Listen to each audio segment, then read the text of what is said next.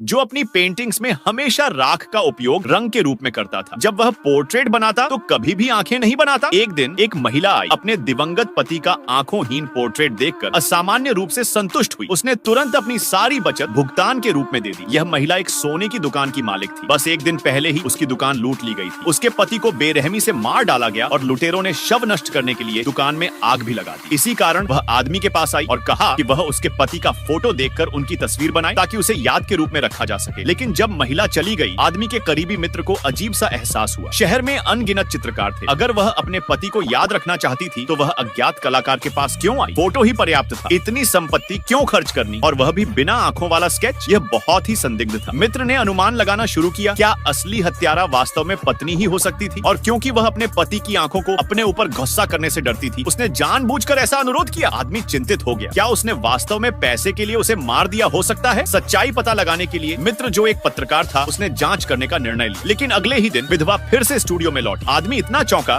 कि अपनी कुर्सी से छलांग लगा दी। उसका हाव भाव अजीब था। उसने कहा कि कुछ अजीब हुआ है। जिस पोर्ट्रेट में आंखें नहीं थीं, उसमें अब किसी तरह एक जोड़ी आंखें उभर आई थी। आदमी ने सोचा कि वह मजाक कर रही है। उसने कभी जीवन में आंखें नहीं बनाई। उसके गुरु ने बचपन में चेतावनी दी थी कि आंखें यिन और यांग की दुनिया को जोड़ सकती हैं। यदि पोर्ट्रेट में आंखें जोड़ दी जाए तो दुष्ट आत्माएं उनका उपयोग करके मानव जगत में उतर सकती है। साधारण चित्रकारों के हाथ से बनी आंखें निर्दोष होती हैं, लेकिन उसने हमेशा चेतावनी का पालन किया और कभी आंखें नहीं बनाई। फिर भी महिला ने जोर देकर कहा, वास्तव में पोर्ट्रेट में आंखें उभर आई थी। आदमी ने उस पर विश्वास नहीं किया, लेकिन जब उसने पेंटिंग को खोलकर देखा, उसने खुद ही देखा, चेहरा अब उसके सामने उसे घूर रहा था। उस पल वह स्तब्ध रह गया। उसने फ्लैशलाइट का इस्तेमाल किया और जांच की, और फिर उसे समझ आया कि आंखें वास्तव में उसके द्वारा बनाई गई थी। उसने विशेष कार्बन ब्लैक पेंसिल का इस्तेमाल किया था, जो यूवी लाइट में चमक छोड़ती थी। आंखें बिल्कुल उसी तरह चमक रही थी, यह साबित करते हुए कि यह वास्तव में उसके अपने हाथ का काम था। भ्रमित और हिल गया, वह पीछे मुड़ा और तब कुछ और अजीब हुआ। आदमी फर्श पर बेहोश हो गया, जबकि महिला का हाव भाव पढ़ा नहीं जा सका। जब वह जागा, उसका मित्र पहले ही लूट की पूरी जानकारी जुटा चुका था। उसने आदमी को मानसिक रूप से तैयार रहने की चेतावनी दी। आदमी ने समाचार पत्र उठाया और डर से जम गया। हेडलाइन ने घोषणा की, सोने की दुकान की मालिक और उसका पति